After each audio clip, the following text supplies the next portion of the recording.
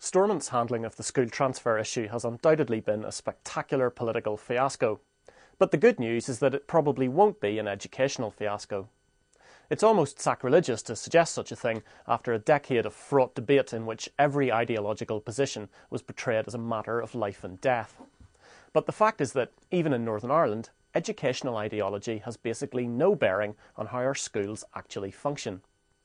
The main issue affecting academic performance in Northern Ireland is not selection or grammar schools, but the huge surplus of qualified teachers. Unlike England, where there is a teacher shortage, schools here report up to 80 applicants for every post.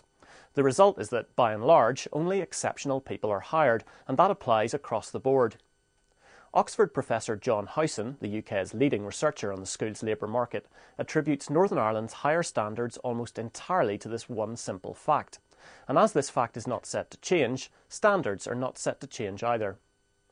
Matching the supply of surplus teachers is a large and growing supply of surplus pupil places. Already 1 desk in 8 is empty, and that will rise to 1 in 5 by 2015.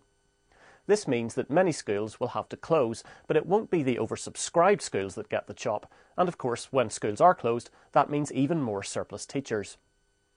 Whatever happens to admission criteria over the next couple of years, officially and unofficially, nearly every child will get into a school that they and their parents are happy with, and the very few who don't will still get into a good school with good teachers anyway.